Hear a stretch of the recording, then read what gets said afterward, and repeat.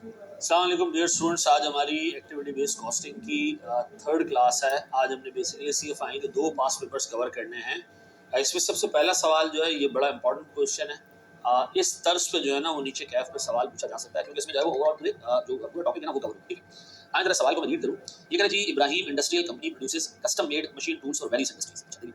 जब भी आप वर्ड सुने ना custom made products, custom made machine tools, custom made products, इसका मतलब ये है कि आप एक से फर्नीचर का सेटअप खोल के बैठे। मिसाल दे रहा हूँ आपको, आपके पास एक कस्टमर आएगा, वो अपने हिसाब से फर्नीचर बनाएगा, आप वो सारा लिख के फिर बैठ के पहले उसकी करोगे कॉस्टिंग और फिर उसको कोट करोगे कि सर आपको अगर फर्नीचर हमसे बनवाना है तो इसके इतने पैसे बनेंगे, ठीक है। यानी आपने हर प्रोडक्ट की कॉस्टिंग अलग अलग करनी है और फिर प्राइसिंग भी अलग अलग करनी है। डन। अच्छा जी, ये कह रहा है जी the prices are quoted by adding 50% markup. Markup का मतलब कॉस्ट में प्रॉफिट ऐड करना आपने on the cost of production. यानी और कोई कॉस्ट नहीं, सिर्फ कौन सी कॉस्ट, कॉस्ट ऑफ प्रोडक्शन। और उसको भी उस बंदे ने आगे एक्सप्लेन कर दिया है कि प्रोडक्शन कॉस्ट का मतलब क्या। वो कह रहे हैं which includes direct material, direct labour and variable factory overheads. इसका मतलब है ये कंपनी करती है कि जो भी जॉब आती है ना उसमें जो डायरेक्ट मटेरियल लगना होता है वो ले लेती है, जो डायरेक्ट लेबर लगना होता है वो ले लेती है, वेरिएबल प्रोडक्शन ओवरहेड्स ले लेती है कंपनी, ठीक है। और इन तीनों को ऐड करने के बाद इसमें ऐड कर देती है मार्कअप। और मार्कअप की बात क्या निकल आती है, सेलिंग प्राइस। इसका मतलब है ये मार्कअप बेसिकली प्रॉफिट नहीं है। इस मार्कअप में आपने फिक्स प्रोडक्शन ओवरहेड को भी कवर करना है, इस मार्कअप में आपने एडमिन और सेलिंग ओवरहेड्स के लिए भी कुछ पोर्शन कवर करना है, और इस मार्कअप में फिर बाद में जाके आप जो है वो जो बचेगा वो आपका प्रॉफिट होता है। यानी बाद में मार्कअप इतना बड़ा रखा जाता है, मटेरियल लेबर वेरिएबल के अलावा बाकी सारी कॉस्ट मार्कअप से कवर कर देते हैं। लिखा हुआ भी this markup is intended to cover non manufacturing overheads and a profit, ठीक है जी। सगा जी हमने कुछ नॉन मैन्युफैक्चरिंग ओवरहेड्स भी कवर करने हैं, मतलब फिक्स प्रोडक्शन ओवरहेड से बाहर ही, ठीक है। और इसके अलावा हमने प्रॉफिट भी कमाना है। इसका मतलब this markup is not purely profit, ठीक है। तो अब तक कंपनी क्या करती है, कोई भी कस्टमर आता है उसका बैठ के हम सारा डिटेल लिख लेते हैं, उसका बनवाना क्या, फिर उसके बाद हम क्या करते हैं उसकी डायरेक्ट मटेरियल की कॉस्ट का अंदाजा लगाते हैं, डायरेक्ट लेबर की कॉस्ट का अंदाजा लगाते हैं, वेरिएबल प्रोडक्शन ओवरहेड उसमें ऐड करते हैं, हमारी मैन्युफैक्चरिंग कॉस्ट आ जाती है टोटल, उसमें 50% का मार्कअप ऐड करते हैं। इस 50% के मार्कअप से हमने अपनी सेलिंग और एडमिन कॉस्ट कवर करनी है, जो बच जाएगा वो हमारा प्रॉफिट है। The management has been using this system for many years, but recent experiences has shown that customers have dissatisfied with the prices quoted by the company and have moved to other manufacturers. इसका मतलब है sir हमारा ये जो तरीका है price determine करने का कि तीन कॉस्ट ले लो, अंदाजे से 50% का मार्कअप ठोक दो और सेलिंग प्राइस निकाल लो, ये अभी कस्टमर्स को थोड़ा सा तंग कर रहा है क्योंकि सेलिंग प्राइस कंपैरेटिवली ज्यादा बन रही है as compare to our previous projects, ठीक है। मतलब पहले शायद लोगों को नहीं लगता था, लेकिन अब ये सेलिंग प्राइस काफी ज्यादा बन रही है तो कस्टमर थोड़ा सा चिढ़ा हुआ है, वो दूसरों के पास जा रहा है। The CEO was seriously concerned when KSL, a major client, showed its concern over the prices quoted by the company and asked the management accountant to carry out a critical evaluation of the costing and pricing system. हमें अंदाजा जब हुआ कि हमारा system बेड़ा गर्क कर चुका है, जब हमारे बहुत बड़े क्लाइंट ने हमें शिकायत दी कि यार ये क्या प्राइस कोड है। तो अब सीईओ को अकल आई है, सीईओ ने कहा काम करे जरा यार, चेक करें कि हो क्या रहा है कंपनी में। ये प्राइसिंग सिस्टम अगर गलत है तो ज्यादा सोफिस्टिकेटेड, ज्यादा तरीके से अच्छी प्राइसिंग क्या होनी चाहिए, उसके लिए कोई मैकेनिज्म डिवाइस करो। आप मैनेजमेंट अकाउंटेंट हो, the management accountant has devised an activity based costing system. अब मैनेजमेंट अकाउंटिंग कह रहा है यार ये फजूल सिस्टम छोड़ो, ये खर्चा ऐड करो, ऊपर मार्कअप ऐड करो, फजूल तरीका है। ये काम करते हैं, हम जाते हैं एक्टिविटी बेस्ड कॉस्टिंग, ठीक है। फिर एक्टिविटी बेस्ड कॉस्टिंग में उसने 4 एक्टिविटीज आइडेंटिफाई की, एक्टिविटी 1, 2, 3 और 4। इनके नाम भी आ रहे हैं, manufacturing, customer service, order processing और वेयरहाउस। एग्जाम में आपको एक्टिविटीज को बना के देगा और ये बताया जी हर एक एक्टिविटी के बेसिस ऑफ एलोकेशन क्या है और हर एक एक्टिविटी के कॉस्ट ड्राइवर क्या है, ठीक है जी, किस बेसिस पे ये प्रोडक्ट्स को एलोकेट होंगे। Budgeted cost for the period are as under. Direct material overhead नहीं है, डायरेक्ट लेबर ओवरहेड नहीं है, indirect material, other manufacturing cost, quality control, admin, transportation, ये सब का सब ओवरहेड है। ये कौन से हैं, मैन्युफैक्चरिंग है, नॉन मैन्युफैक्चरिंग है, दोनों है, ये सब के सब ओवरहेड है। अच्छा इसमें मैन्युफैक्चरिंग कौन कौन से, इसमें मैन्युफैक्चरिंग कौन कौन से खुद सोचो। इनडायरेक्ट लेबर एक manufacturing cost, other manufacturing overheads, इसको अगर किसी नॉन मैन्युफैक्चरिंग बोला तो सीधा दो नाम से लिख के दे रहा है मैन्युफैक्चरिंग। फिर क्वालिटी कंट्रोल, आमतौर पे प्रोडक्शन के बाद होता है, जो प्रोडक्शन का पार्ट नहीं है, ये क्या जी हमारे पास नॉन मैन्युफैक्चरिंग ओवरहेड्स। फिर एडमिन ओवरहेड्स, साला ये अगर किसी को नहीं पता तो मर जाए। ट्रांसपोर्टेशन कौन सी नहीं बताया हुआ, तो मैं अज्यूम कर रहा हूँ वो ट्रांसपोर्टेशन है जो गुड्स कंप्लीट होने के बाद कस्टमर तक डिलीवर करने की ट्रांसपोर्टेशन है, तो उसको भी हम कहाँ डाल देते हैं, नॉन मैन्युफैक्चरिंग। तो उसका मतलब मैन्युफैक्चरिंग ओवरहेड्स दो ही है, कौन कौन से, इनडायरेक्ट लेबर और अदर मैन्युफैक्चरिंग ओवरहेड। तो ये कंपनी क्या करती है, इन दोनों ओवरहेड्स का एक टुकड़ा एलोकेट कर देती है जॉब को। अच्छा जी, किस बेसिस पे एलोकेट करती है जी, ओवरहेड्स किस बेसिस पे एलोकेट करता है ये भी नहीं बताया हुआ, ठीक है जी। फिर अच्छा लिखा factory overheads are allocated on the basis of labour hours, ठीक है जी। चलो ये हमें पता चल गया कि ये जो ओवरहेड आ रहा है ये किस बेसिस पे एलोकेटेड है, ये लेबर आवर्स के बेसिस पे। डन। अब अगर जी आपने ये जो खर्चे हैं ना कौन कौन से, सारे ओवरहेड्स, ये सारे ओवरहेड्स आपने इन 4 एक्टिविटीज में तोड़ने हैं इस हिसाब से, ठीक है जी, इस हिसाब से तोड़ दें। इससे क्या निकल आएगा, एक्टिविटी बेस्ड कॉस्टिंग का हो यार। फिर उसने कहा जनाब केएसएल का ऑर्डर है, अब आपने इसकी कॉस्टिंग करनी है दोनों तरीके से, पुराने तरीके से भी नए तरीके से। पहले तो एक काम करो जरा सवाब की खातिर ये देख लो कि कंपनी करंटली कितने रुपए का OAR निकालती है, क्योंकि कंपनी सिर्फ करंटली प्रोडक्शन ओवरहेड एलोकेट करती है, नॉन मैन्युफैक्चरिंग को नहीं करती। तो मैन्युफैक्चरिंग कॉस्ट है कितनी सर हमारे पास? मैन्युफैक्चरिंग ओवरहेड्स, इनडायरेक्ट लेबर है और अदर मैन्युफैक्चरिंग ओवरहेड्स, ठीक है सर।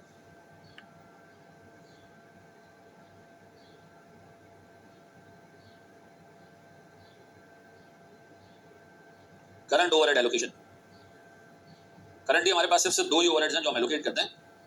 एक हमारे पास है इनडायरेक्ट लेबर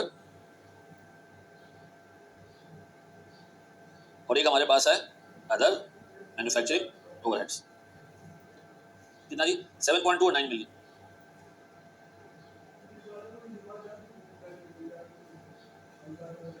$16.2 मिलियन बन जाता है सर। इस 16.2 मिलियन को मैं लेबर आवर्स पे एलोकेट करूंगा अगर सवाल में गिवन है। लेबर आवर्स गिवन है सवाल में? बिल्कुल गिवन है सर। ये कंपनी सालाना 72,000 लेबर आवर्स का काम करती है। तो अगर मैं 72,000 लेबर आवर्स को डिवाइड कर दूं तो सर मेरे पास OAR बनेगा अराउंड कोई 225 का, चेक कर लो। ये बनता है जी 225। डन। अच्छा जी, अब जरा एक बात बताओ, ये जो KSL का ऑर्डर है इस पे डायरेक्ट मटेरियल लगेगा, डायरेक्ट लेबर लगेगा, ऐसा दो चीजें लगेगी। अब बताएं सर, अगर मैं आपसे कहूं जी KSL के ऑर्डर की pricing,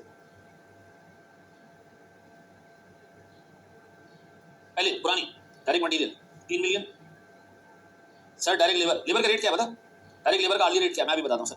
direct labour sir 18 million का, कितने का? 18 मिलियन का। सर मेरे पास लेबर आवर्स कितने टोटल पूरे साल में कितने लेबर आवर्स लगे? सर 72,000। जरा लेबर का रेट देखो, ये जो बेटा आपने निकाला है ना चर्सियों, ये OAR है, वेरिएबल ओवरहेड या ओवरहेड का रेट है, लेबर का रेट नहीं। लेबर का रेट ये निकाल रहे हो याद है सर 250। अब एक बात बताओ सर, मेरे पास लेबर की कॉस्ट पर आ रहा है 250, ठीक है, और ओवरहेड है मेरे पास कितने का? 225।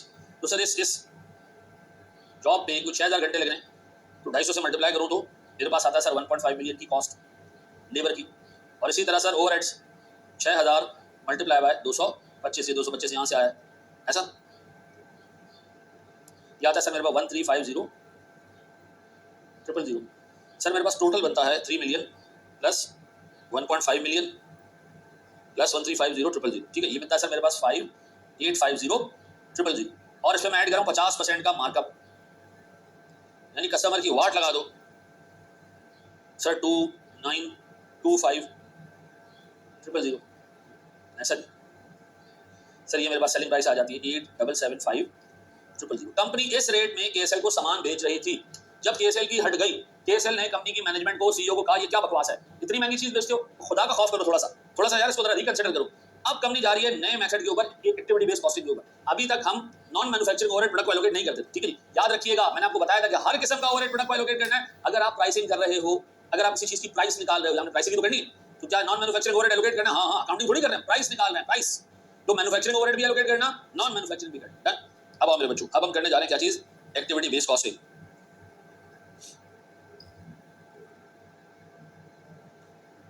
हमें सवाल को बड़े केयरफुली हमें देखना पड़ेगा कि एक्टिविटी बेस्ड कॉस्टिंग कैसे करनी है। हमने सबसे पहले एक्टिविटीज आइडेंटिफाई करनी है और हमने अपने प्रोडक्ट को कॉस्ट एलोकेट करने के सबसे पहले एक्टिविटीज वो यार निकालना। हर एक एक्टिविटी 4 एक्टिविटीज, ये जो कॉस्ट दी है ये आपने एक्टिविटीज में एलोकेट करनी है। आपको ये डाटा पूरा दिया हुआ है इसी तरह, ऐसा ये डाटा गिवन है। डन। आइए जरा सर हम 4 एक्टिविटीज में कॉस्ट एलोकेट करते हैं एक्टिविटी बेस्ड कॉस्टिंग। एक्टिविटीज हैं कौन कौन सी? एक्टिविटी 1, एक्टिविटी 2, एक्टिविटी 3, एक्टिविटी 4, ठीक है जी। अब एक करके ओवरहेड्स पिक करो और इन 4 एक्टिविटीज में एलोकेट करो किसी भी रीजनेबल बेसिस पे जो दिया हुआ है। परसेंटेज दी हुई है, बेसिस भी नहीं दी है। शेखर जी आप इनडायरेक्ट लेबर उठाएं, 60 20 निल और 20 में एलोकेट करते हैं। 60 20 निल और 20। सर इनडायरेक्ट लेबर है कितना? इनडायरेक्ट लेबर है सर मेरे पास, इनडायरेक्ट लेबर मेरे पास है 7.2 मिलियन। ये मैंने एलोकेट करना है 60 20 0 20, 7.2 मिलियन, 60% इनडायरेक्ट लेबर।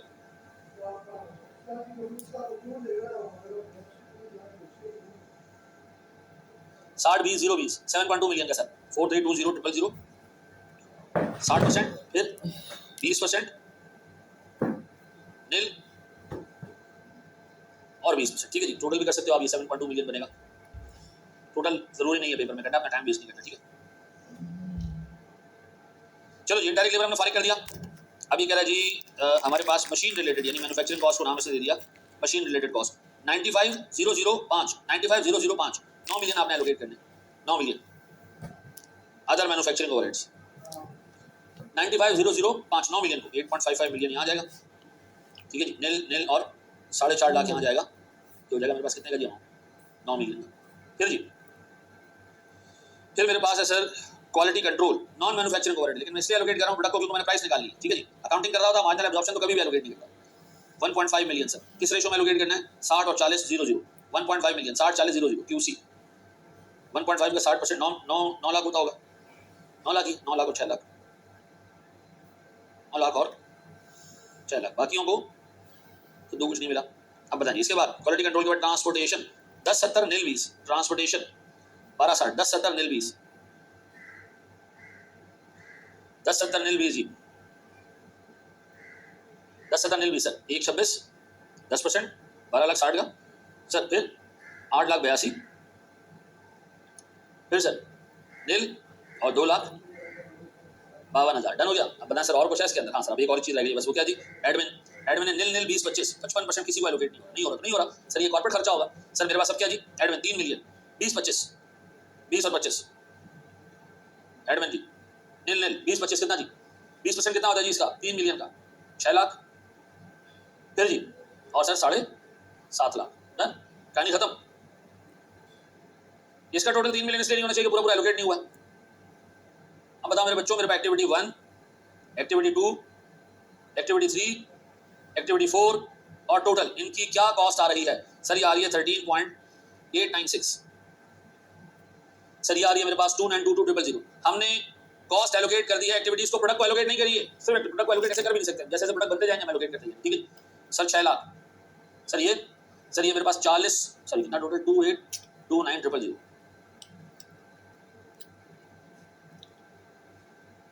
ये मेरे पास सर सारी कॉस्ट एलोकेट हो गई एक्टिविटीज को, प्रोडक्ट्स को नहीं एक्टिविटीज को। अब क्या इन एक्टिविटीज के बारे में कुछ और लिखा हुआ है कि इनके कॉस्ट ड्राइवर्स क्या हैं सर? बिल्कुल दिए हैं। उसने कहा जी 72,000 घंटों पे एक को एलोकेट करना है, 120 ऑर्डर डेज है। आपने कहा यार ये लो बेसिस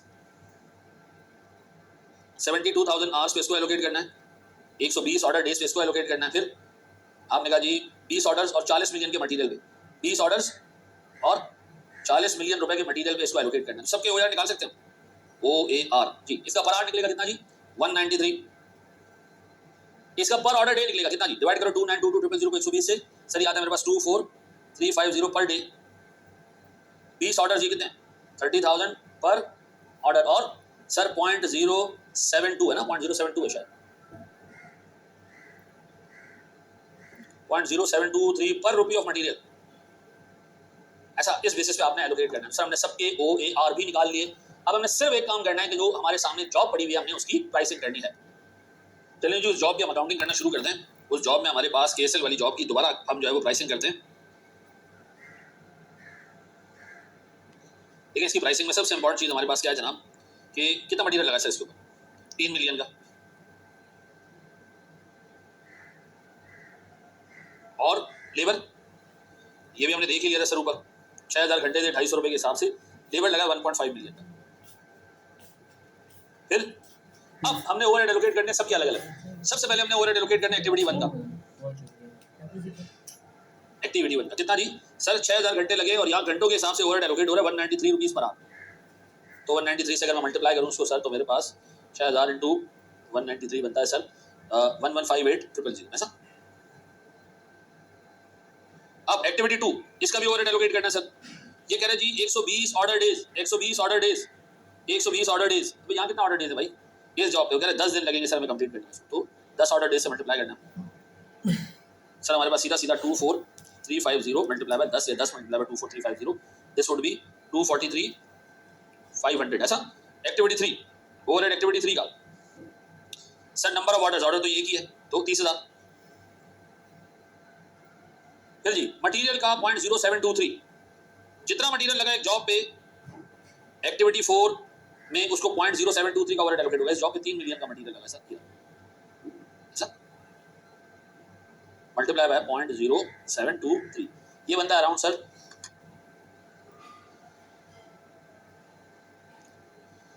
216,900।